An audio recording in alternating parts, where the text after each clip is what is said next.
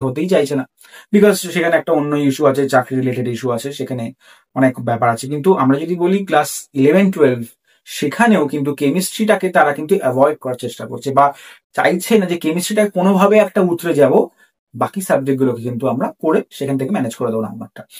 তো সেই ক্ষেত্রে বলতে গেলে কেমিস্ট্রি সাবজেক্টটা এতটা ভাস্ট, একটা ডাইনামিক সাবজেক্ট, কেন ওই সাবজেক্টটার প্রতি আমাদের একটা অনীহা তৈরি হবে, তার পিছনে কি কি কারণ লুকিয়ে আছে, সেই সম্পর্কিত লুপ হোলস গুলো আমরা কিন্তু ডিসকাস করবো, এখানে ডিকোড করবো যে কেন স্টুডেন্টদের ভালো লাগছে না কেমিস্ট্রি সাবজেক্টটা, কেন সিলেবাসের একটা মোনোটোনাস প্যাটার্ন আমরা লক্ষ্য করছি সেখানে, যে কেন এই ব্যাপারগুলো চলে আসছে দীর্ঘদিন ধরে, কেন স্টুডেন্টদের মধ্যে আর সেই ব্যাপারটা কাজ করছে না যে কেন আমরা এই সাবজেক্টটাকে ভালোবেসে পড়ব।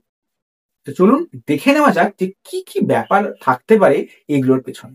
সবার প্রথমে যেটা আমি বলবো সেটা হচ্ছে এই সিলেবাস, অর্থাৎ সিলেবাসের যে একটা মারাত্মক মানে কি বলবো খামতি রয়েছে। বিকজ একটা মোনোটোনাস সিলেবাস, একঘেয়ে একটা সিলেবাস এত বছর ধরে চলে আসছে, একই জিনিস কিন্তু আমরা দেখছি। দ্বিতীয় কথা, প্র্যাকটিক্যালিটি নেই কোনো, মানে প্র্যাকটিক্যাল বেসড কোনো কাজ যে হবে সেটা কিন্তু আমাদের এখানে একদমই নেই। অর্থাৎ বলতে গেলে আমরা যদি বলি ক্লাস 10 অব্দি কেমিস্ট্রি তো অনেকটা পোর্শন আমাদের ক্লাস 10-এ থাকে, ইভেন 9-এ থাকে। তো সেখানে বাচ্চারা যখন প্রথম থেকে শিখছে, ধরুন ক্লাস 7-8, তখন যখন কেমিস্ট্রির যে একদম প্রথমে কোনটা পরমাণু, কোনটা অণু, কোনটা মৌল, কোনটা যৌগ, এই যে ব্যাপারগুলো বা তাদের যে রাসায়নিক বিক্রিয়া যেগুলো হচ্ছে সেগুলো কি, তাদের যদি ভিজুয়ালাইজ না করা যায়, তাহলে কিন্তু আমার মনে হয় কোনোভাবেই কেমিস্ট্রিকে আমরা আগামী দিনে এগিয়ে নিয়ে যেতে পারবো না, বা কেমিস্ট্রিকে ভালোবেসে পড়ার লোকজন বা স্টুডেন্টরা কিন্তু খুব কম হয়ে যাবে। প্র্যাকটিক্যালিটি আনতেই হবে পড়াশোনার মধ্যে, অ্যাক্টিভিটিতে, যেটা কিনা আমরা সিবিএসই বোর্ডের মধ্যে খুব বেশি পরিমাণে দেখতে পাই, যে প্র্যাকটিক্যাল জিনিসপত্রগুলো ওরা অনেক বেশি ফোকাস করে দেন দ্য রোটেন লার্নিং, যেটা নর্মাল আমি যে পড়ছি, যেটা মুখস্থ করছি। তো সেখানে পড়াশোনাটা তো থাকবেই, পড়ার থিওরি পোর্শন না জানলে প্র্যাকটিক্যাল জানবো কি করে, সেটা তো অন্য কথা।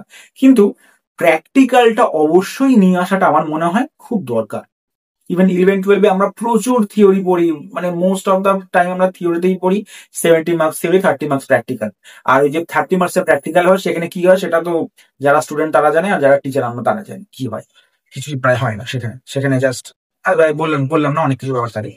তো এই ব্যাপারগুলো কেন তৈরি হবে, একটা এডুকেশন সিস্টেমটাকে ভালো করে চালাতে গেলে কিন্তু আমাদের, আমার আমার ব্যক্তিগত মতামত, অনেকে এখানে বিতর্ক আসতেই পারে, আমি চাই বিতর্ক আসুক, যে কারো যদি কোনো মনে হয় যে কোনো কমেন্ট অন্য আমি যা বলছি সেটাই সঠিক না হয়ে অন্য কিছু মনে হয়, সেটাও কিন্তু আপনারা কমেন্ট বক্সে লিখতে পারেন। তো এটাই ব্যাপার যে কেমিস্ট্রিতে